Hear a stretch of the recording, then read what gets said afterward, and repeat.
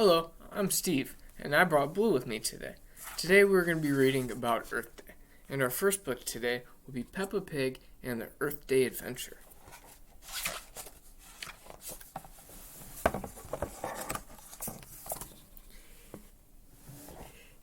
It's Earth Day, and Peppa Pig and her family are ready to celebrate with a visit to the botanical gardens. Before they go, Peppa and George sort the recycling. Newspapers go in the red bin, cans go in the blue bin, and bottles go into the green bin. Vegetable scraps and eggshells go into the compost bin, says Peppa. Grandpa Pig will use the compost in his garden. Ew, says George. It's time to go, and Daddy Pig has a surprise, an electric car. The car runs on batteries instead of gas. That helps the air stay clean. The car even has a name. It is called Roger. This car can drive itself, says Daddy Pig. Peppa and George look out the window on the way to the botanical garden. Look, says Peppa, a windmill.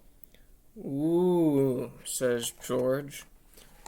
Mr. Bull built a windmill near my school, says Peppa. The wind turns the blades and they make electricity. Whoosh, says George.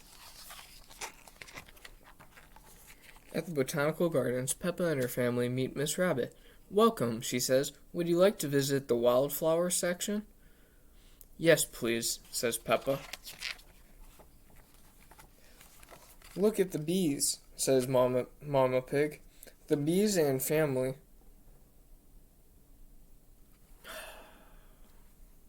The bees and flowers help each other, Miss Rabbit tells them. The bees take pollen from one flower and move it to the other one. That helps the flower make seeds, which grow into new flowers. The bees take some of the nectar back to the hive and use it to make honey, Miss Rabbit says. Peppa likes honey. George likes honey, too. Peppa and her family visit the room with cacti and palm trees. Peppa sees a new plant. What is that, she asks. That's a Venus flytrap, Miss Rabbit says. It eats flies. Peppa and George watch the plant eats a fly. Wow, says Peppa. Chomp, says George. The next room is very wet. This is the rainforest garden, says Miss Rabbit. These plants need a lot of water. Miss Rabbit flips on a switch for the rain. Next, they head outside to the children's garden where they find something really special, a muddy puddle. Peppa's friends are visiting the botanical garden too. Hello, Susie Sheep. Hello, Pedro Pony. Hello, Mandy Mouse, she says. On the way home, Daddy has a rest while Roger drives. The car, it's like magic, says Peppa. Police officer Panda and Squirrel stop Daddy Pig's car, and Daddy Pig doesn't have his hands on the wheel, but it is okay. Roger is driving. Roger shows his driver's license to the officer. It's dark when the family returns home. It has been a great Earth Day. Will you be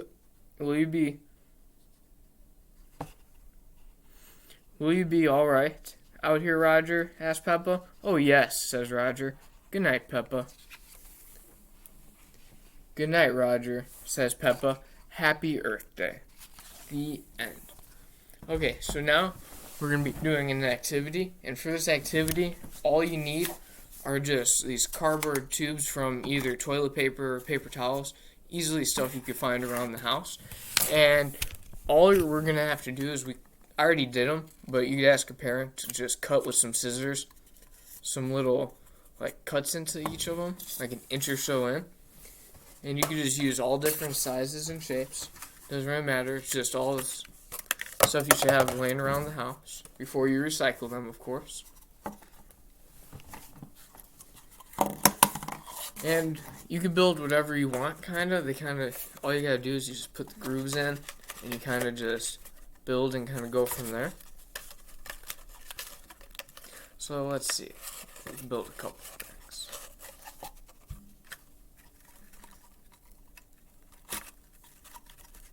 Let's see. Oh.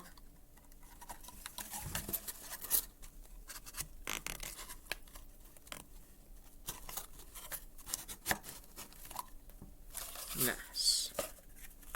Oh, let's see, we even have this little one. Put that right there.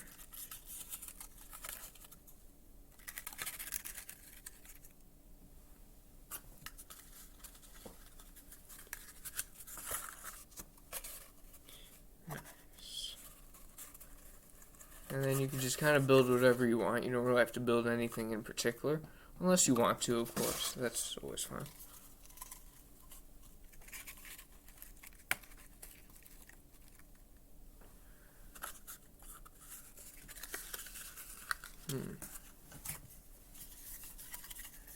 Alright. So this is... Let's see. Let's see it. This is what I ended up creating. And you can make whatever you want. Yep.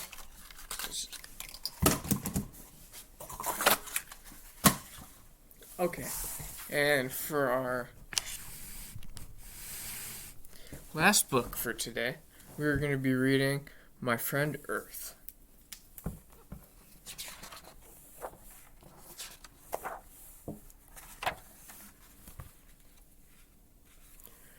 My friend Earth wakes from a winter nap. She hears the busy spring sounds, the farmers tap-tapping in the garden, the caws of crows. She sees the little, silent seed, the spider spinning silver, the robin and the wrens, and the large, long-winged albatross crossing the sea, the mole tunneling in the underdark. She guides the chimpanzees to the right night nest, and the zebra baby to find his mother in the hundreds of black and white striped mothers. She tends the prairie where the sun-dabbled wild horses run through grasses that swish against their legs. The tundra where the reindeer graze for moss, and the glistening ice where the young polar bear pads on mittened feet. She guards all the creatures in all the oceans, the black manta rays, sleek like shadows, the shining parrotfish, the tiny krill who swim with millions of other krill to look big, and the whale who are big. My friend Earth pours the summer rain to fill streams flowing down mountains, through the fields, to the rivers, to the sea.